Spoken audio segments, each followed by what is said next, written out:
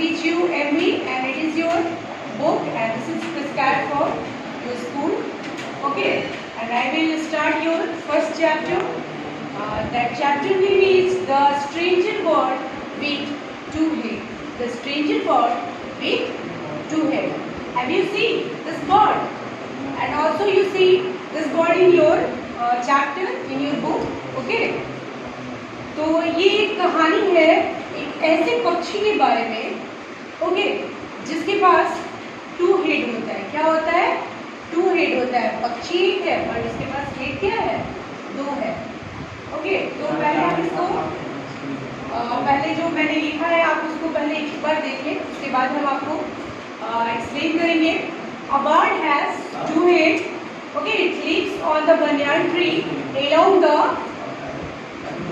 bank of river. Along the bank of river, the two heads used to fight and argue with each other. The two heads used to fight and argue with each other. Okay. Then one time first head ate a sweet red fruit.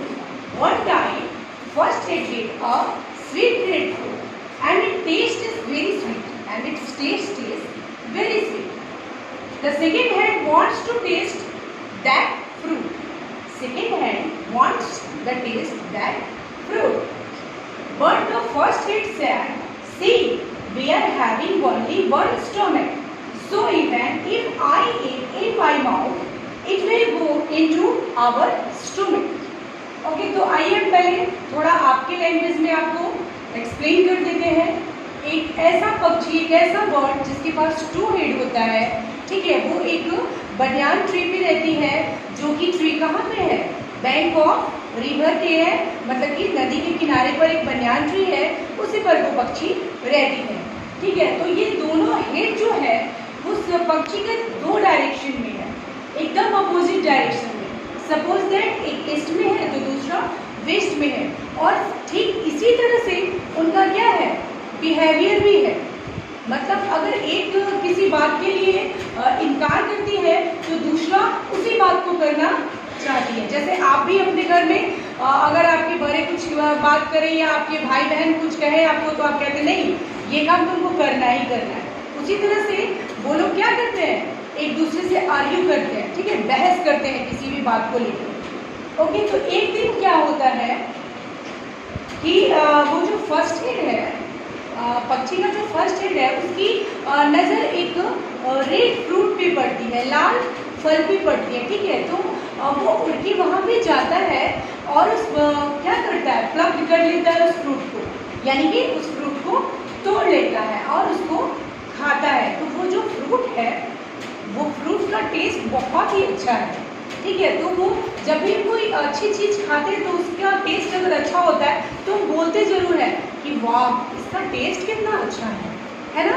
उसी तरह से वो first head जब खाती है तो उस test के बारे में बोलती है कि this fruit taste is very sweet. तो जैसे ही वो ये बात बोलती है तो सेकेंड हेड जो है, जो कि अपोजिट डायरेक्शन में है, तो वो तो देख नहीं पाती है कि वो मतलब कौन सा फ्रूट खा रही है, क्या खा रही है, बस लेकिन वो ये बात सुनती है कि वो जो खा रही है उसका टेस्ट क्या है? बहुत स्वीट है. तो वो जैसे ही सुनती है तो उसके मन में भी मतलब इसको टेस्ट करने की इच्छा होती है कि हम भी उसको खाएं. हमारे साथ भी ऐसा ही होता है. अगर कोई कुछ खाता है तो अगर वो उसके बारे में कुछ कहता है कि अच्छा है, तो हम भी सोचते हैं कि थोड़ा सा टेस्ट हम भी कर लें. जैसे आप सोचते हैं ना, आप बच्चे हैं तो आप भी सोचते होंगे. तो उसी तरह से वो सेकंड है, वो सोचता है कि हमको भी ये थोड़ा सा फ्रूट देती तो मैं भी इसको चख के देखती कि इसका टेस्ट सही में कितना अच्छा है. तो वो उसको बोलती है कि please you give me a piece of fruit and I will taste it. Okay, कि मैं इसे टेस्ट करूँगी कि सही में इसका टेस्ट कितना अच्छा है. तो इस बात पे सेकेंड जो फर्स्ट हेड है वो क्या बोलती है? मैंने तो यहाँ पे लिखा है, see, we are having only one stomach, so even if I eat in my mouth, it will go into our stomach. तो वो कहती है क्या फर्स्ट हेड कि देखो, खा रही हूँ मैं, ठीक है, लेकिन हम लोग का हेड दो है, लेकिन हमारा माउथ भले ही दो है, लेकिन हमारा स्टोमक क्या है? एक है. तो या मैं खाऊं या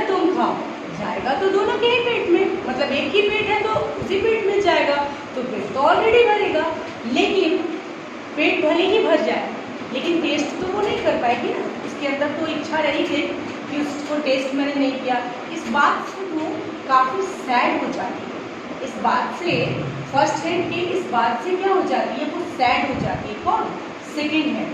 ओके, उसके बाद कुछ दिनों के बाद क्या होता है, कुछ दिनों के बाद सेकेंड हैंड को एक पिंक फ्रूट दिखता है। क्या दिखता है? एक पिंक फ्रूट। ओके, तो वो उस पिंक फ्रूट के पास जाती है उसको तोड़ के खाने के लिए, लेकिन जैसे ही वो वहाँ पहुँचती है, वहाँ पे कुछ ऑलरेडी बर्ड्स हैं जो कि उसे इस बात के लिए मना करते हैं कि don't pluck and don't eat, it is a poisonous fruit, it is a poisonous fruit, तुम इसे मत तोड़ो और मत खाओ, यह क्या है, यह एक जहरीला फल है। लेकिन वो इस बात को नहीं मानती है। लेकिन जैसे ही फर्स्ट हेड इस बात को सुनती है कि सेकेंड हेड एक ऐसे फ्रूट के पास जा रही है या उसको खाने जा रही है जो कि पॉइजनस है, तो वो भी उसको मना करती है कि don't eat, if you eat this fruit I will die, we will die, मतलब अगर तुम इसको खाओगी तो क्या हो जाएगा, हम दोनों ही मर जाएंगे।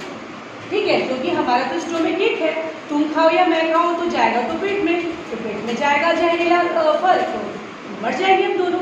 तो कहते कि तुम मत खाओ इसे, ये अगर तुमने इसे खाया तो हम दोनों की ही मौत हो जाएगी। लेकिन इस बात से वो उसको ये बात मतलब बिल्कुल ये कर देती है, उसको अवॉइड कर देती है, क्योंकि उसको तो ऑलरेडी इस बात से मतलब पहले से ही वो उदास थी और पहले से उसको बहुत ये था, गुस्सा था कि इसने वो स्वीट फ्रूट खाया और मुझे दिया नहीं, तो अब मैं ये फ्रूट खाऊंगी।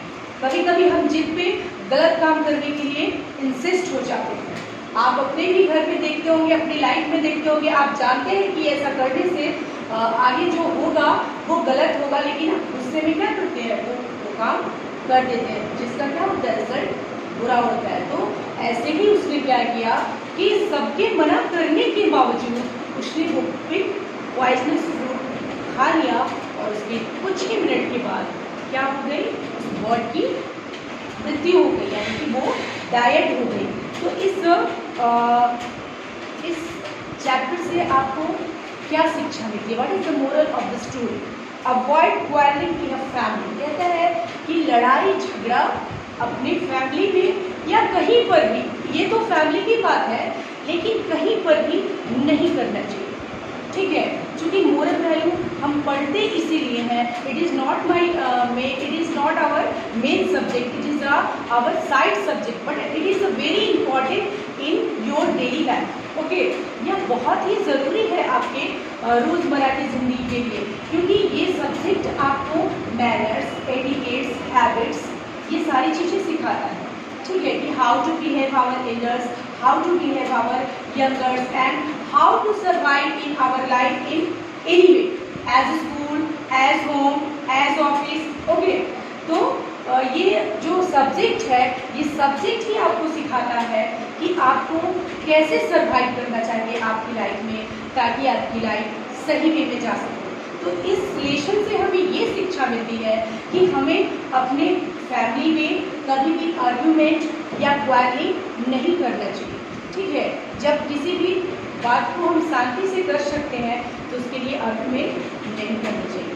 तो आप इससे यही शिक्षा लेंगे कि आप अपनी फैमिली में कभी आर्गुमेंट नहीं करेंगे। अगर आपके पेरेंट्स, आपके एल्डर्स कुछ कह रहे हैं आपको करने के लिए, तो आप उसको करेंगे।